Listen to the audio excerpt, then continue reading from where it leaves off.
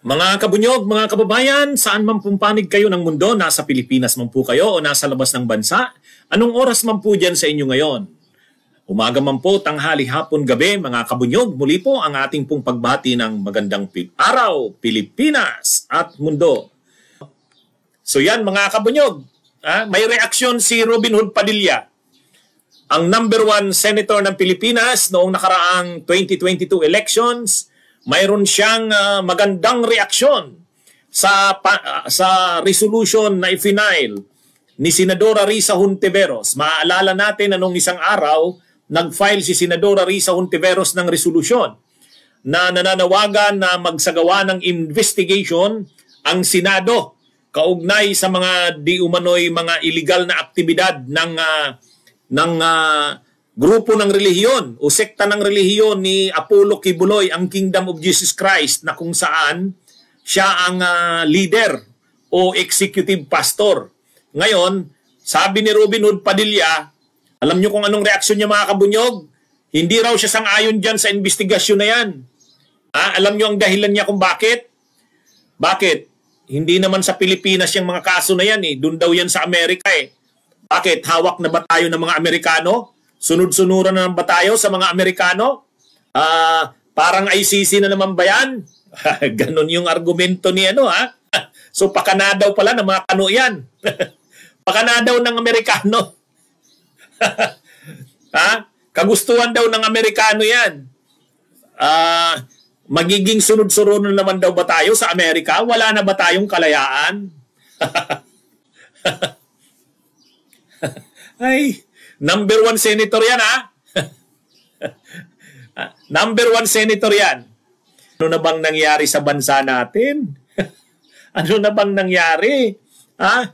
Tingnan nyo naman ang reaksyon ng #1 senator ng Pilipinas.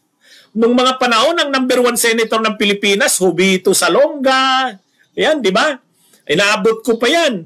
Eleksyon noong 1987, unang elections ng Pilipinas sa ilalim ng 1987 Constitution, matapos yung martial law, ang #1 na senator, Jovito Salonga, yun, 1987. Ay ngayon, 2022, ang #1 senator, Robin Hood Padilla. At ito yung kanyang comment. Ito mga kabunyog, panoorin nyo yung reaksyon ni Robin Hood Padilla. Didinggin ng Senado ang mga insidente ng umano'y kaso ng pang-aabuso sa Kingdom of Jesus Christ ni Pastor Apollo Kibuloy sa susunod na taon. Pero si Senator Robin Padilla tutol dyan. Nasa frontline ng balitang yan, si Camille Samonte. Kaso ng Amerikano yun kay Pastor, paano? So ano yun, parang ICC din.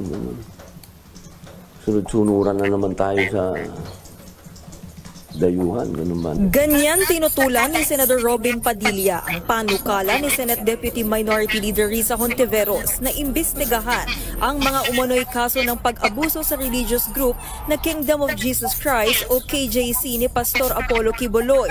Sa inihaing resolusyon ni Hontiveros, gusto niyang siyasatin ng Senado ang mga reklamo ng human trafficking, sexual abuse at child abuse na nangyayari umano sa KJC. Wanted si Kibuloy ng Federal Bureau of Investigation sa Amerika para sa patong-patong na reklamong kabilang na ang sex trafficking of children at sex trafficking by force. Sabi ni Padilla, hindi raw dapat yan ang maging basihan ng inihihirit na Senate investigation. Pero sa resolusyon ni Hontiveros, binanggit niya na may mga humingi ng tulong sa kanyang opisina at dito raw sila sa Pilipinas mismo na biktima. Sabi ni Padilla, dapat siyasatin ng maigi ang mga ipepresentang witness. Kailangan natin imbestigahan yung mga witness kung sila ba yung nagsasabi ng totoo. Kasi dito, ang tagal naman ninyong nanonood na rin ng hearing dito. Kukunti ang witness na nagsasabi ng totoo dito. Ang hirap na rin maniwala dito. Magsasabi ng statement ngayon, kinabukasan, iba na yung statement. Oo, siyempre. Kailangan kong ano yun. Kailangan kong mag-participate doon at tingnan ko kung saan galing yung witness na yan. Itinakda na Mga kabunyog, ano ba yan? Unang-una, mas dapat pangang dito sa Pilipinas, matindi sana yung paghahabol dyan kay Kibuloy sa mga krimen niya eh. Kasi dito ang punot dulo niyan. Saan ba ang pinaka-main headquarters ng Kingdom of Jesus Christ? Dito sa Pilipinas. Doon sa Davao. Ano nga ba ang pangalan ng bundok na yon? Na idiniklara nilang parang bagong Jerusalem yata. Bagong Jerusalem. Ano yung tawag doon? Anong barangay yon? Tamayong ba yon? Alam nyo, medyo mahina na yung memory ko. Pero tama ba? Barangay Tamayong ba yon? Barangay Tamayong ba yon, mga kabunyog? Yung mga, nasaan ba si Erwin Varela? Yan, kabisado niya yan. Kabisado niya yan. Tama ba?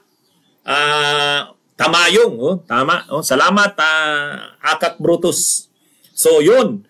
Dito sa Pilipinas, yung pinaka-headquarters. Ikaw naman, Maricel Matias. Mount Banao, dun yan sa Makiling eh. Sa Quezon, sa Southern, sa ano yan? Ano ba yan? Calabarzon yung Mount Banao eh. Sa Mindanao tinutukoy ko. Tama yun, Tamayong. Yung barangay yata yan eh. Dun sa Tamayong. Nandun yung main headquarters ng Kingdom of Jesus Christ. Yun daw ang bagong Jerusalem, bagong paraiso. Hindi, ikaw naman Mohammed Iqbal Socorro, kay ano naman yun? Kay Senior Aguila naman yun eh.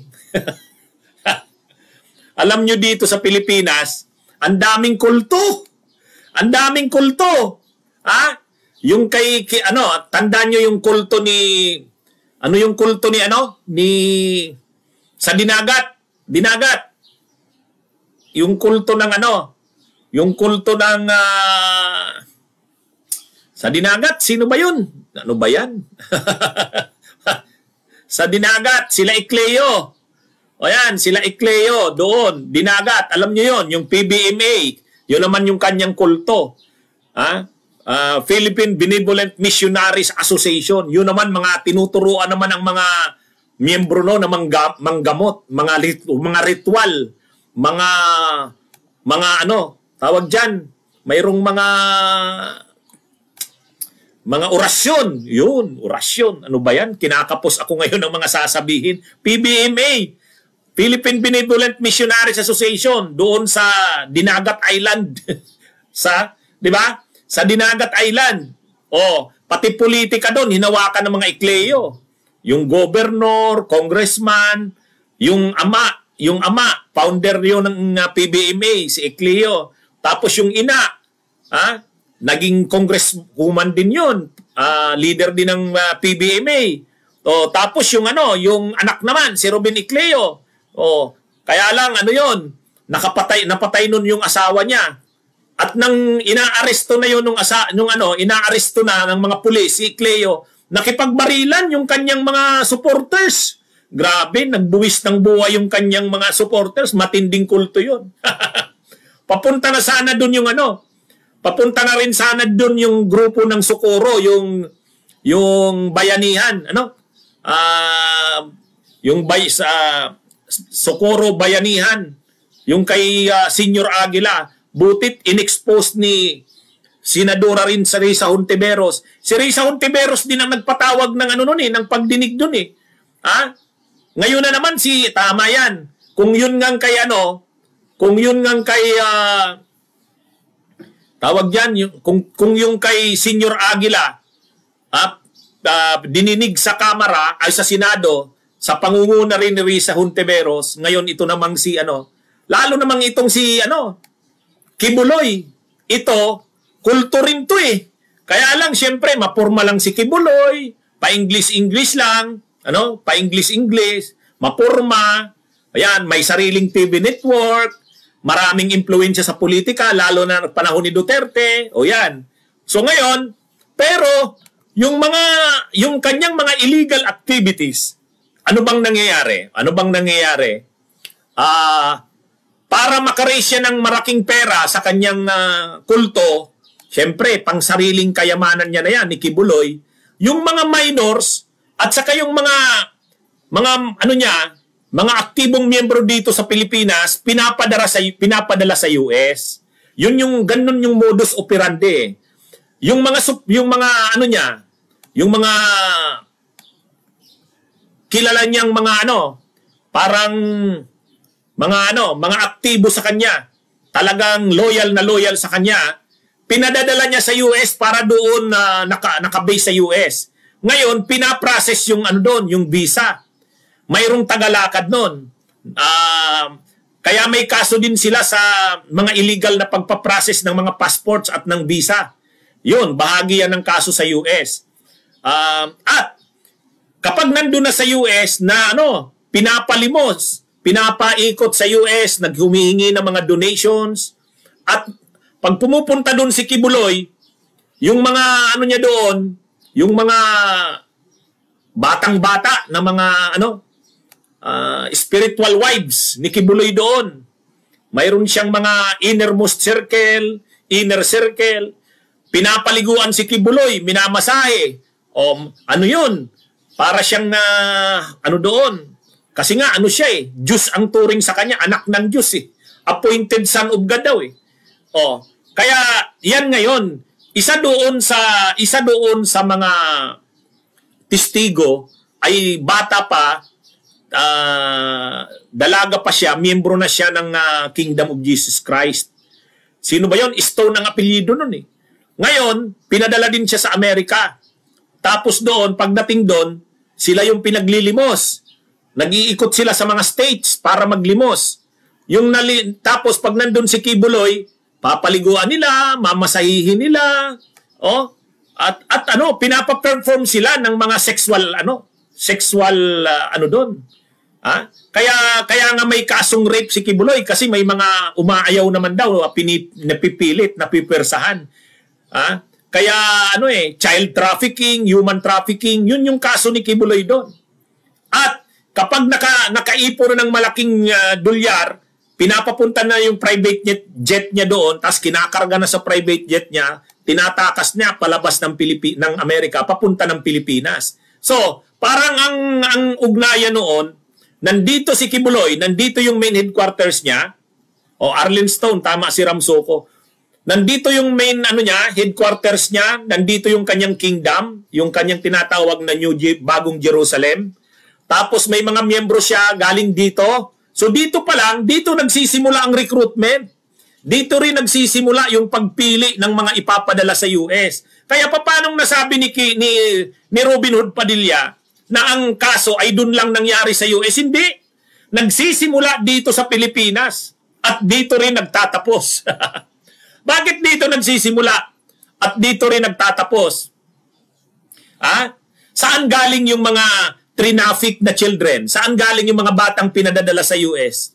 Yung child trafficking, doon nangyayari. Pero saan ang gagaling? Dito sa Pilipinas. Kaya Robin Hood Padilla, huwag mong sabihin na doon lang nangyayari sa US yun. Yung mga batang dinala doon, pinalusot sa immigrations, pinalusot sa, ginawa ng mga passports, linakad yung mga visa. Sino ang maigawa noon? Saan nagsimula yon? Sa Pilipinas, Robin. Yung mga loyal na mga followers ni Kibuloy, yung mga pamilyang loyal sa kanya, kinukuha yung mga dalaga. Kahit mga minor, dinadala sa US. Saan galing, Robin? Sa Pilipinas. Kaya paano masasabing sa US lang nangyayari yung krimen? Hindi. Dito galing yung mga Dito galing. At yung ginagawa ni Kibuloy doon sa US, ginagawa niya rin dito sa Pilipinas. Ang problema lang dito sa Pilipinas, tinutolerate siya dahil ma-influensya nga sa politika. Lalo panahon ni Duterte. Panahon ni Gloria, ma-influensya rin yan. Si Kibuloy, inanoint niya si Gibo na magiging sunod na presidente raw Nang sumunod naman kasi kay Gloria, si Pinoy, hindi naman nakikialam si Pinoy sa ganyan. Kumbaga, lang, na panahon ni Pinoy, walang impluensya si Kibuloy, pero patuloy siya sa kanyang activities. Panahon ni Duterte, namayagpag ng todo. Namayagpag ng todo. Ngayon, sa US, hindi makakalampas yung kanyang mga ginagawa. Kaya doon siya unang nakasuhan. Pero yung mga illegal activities niya, dito nagsisimula sa Pilipinas. At saan dinadala yung mga nakukuha doon na mga pera na dolyar? Dito rin dinadala sa Pilipinas, Robin Padilla. Kaya wag mong sabihin na US ang sangkot dito. Kasi ganun ang sabi ni Padilla ito. Sa Kingdom of Jesus Christ ni Pastor Apollo Kibuloy sa susunod na taon. Pero si Senator Robin Padilla tutol dyan. Nasa frontline ng balitang yan, si Camille Samonte. Kaso ng Amerikano yun kay Pastor, paano? So ano yun, parang ICC din. Ganun. Sunod-sunuran na naman tayo sa dayuhan, ganun ba? Ganyan Sunod-sunuran daw tayo sa dayuhan. Paanong nangyari yan? Ibig sabihin, dayuhan ang nag-order kay Risa Hontiveros na magsagawa ng investigation? Ay, talaga Robin Hood Padilla. Ay, ano ba yan? Ang pagkakaiba lang ng nangyari kay doon sa US kasi mabilis umaksyon ng mga Amerikano. Saka hindi nila talaga papalampasin yan doon. Ngayon, tama lang na dito sa Pilipinas magsagawa rin ng mga investigasyon sa mga pinagagawa ni Kibuloy. At kapag may mga ebidensya, kasuhan. O yan, may comment si Wild Willie. Pag Amerika, dayuhan. Pag China, best friend. Yan na nga Mga kabunyog, nang magkaroon tayo ng 1987 Constitution, ang unang eleksyon sa Senado noong 1987 ba yon? Ang number 1 senator si Jovito Salonga. Wow, Tingnan nyo number 1 senator sa ilalim ng 1987 Constitution, Jovito Salonga. Ay ngayon, may 2022 elections, number 1 senator, Robin Hood Padilla. Ang layo, Anong ibig sabihin yan? Ano na bang nangyari sa bansa natin? Ay, ipagtatanggol niya raw si Kibuloy sa pagdinig ni Bubusisiin niya daw yung mga testigo laban kay Kibuloy. Ay wala namang problema yan Kaya nga may hearing, kaya nga may pagdinig para makita yung mga testigo. Wala namang problema doon. Kasi talaga naman diyan, pag nagkaroon na ng pagdinig, lalabas talaga diyan ang mga krimen na pinaggagawa ni Kibuloy. Ganyan yan. Ngayon, salamat nga Salamat nga at nagagawa na ito ngayon, na iimbestigahan na. Actually, matagal na dapat talaga yan chinek si Kibuloy sa mga pinagagawa niyang yan. So, salamat naman at ngayon ay iimbestigahan na. Parang ito yatang si Risa Hontiveros, pwede nating tawagin itong Culto Busters. Pwede ba yun? Pwede bang tawagin si Risa Hontiveros Culto Busters? Bakit Culto Busters? Binabas niya ang mga kulto sino bang nagpatawag sa investigasyon ng Socorro, yung kay Senior Aguila? Di ba si Risa Hontiveros yun? Ngayon naman si Kibuloy naman. Kaya ang tawag natin kay Risa Hontiveros, Culto Busters.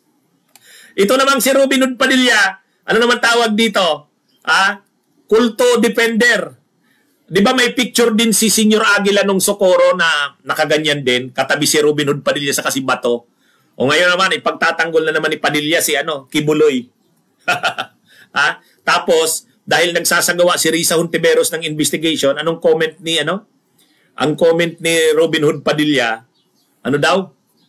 Anong sabi ni Robin Hood Padilla? Pakana daw ng dayuhan ng Amerikano. Sunod-sunuro na lamang ba tayo lagi sa Amerikano, sa dayuhan? Wow, para daw ay sisi. Ay, mga kabunyog, mga kababayan, magandang araw po sa inyong lahat. Sinira ni Robin Hood Padilla ang magandang araw natin. Okay, mga kabunyog, mga kababayan, magandang araw po, mabuhay po tayo. Bunyog, bunyog, halikan na kasama ka. Bunyog, kapag buklod ay may pag-asa. Luzon, Visayas, Mindanao, isa ang pananaw. Sa bagong Pilipinas ang bunyog isisigaw.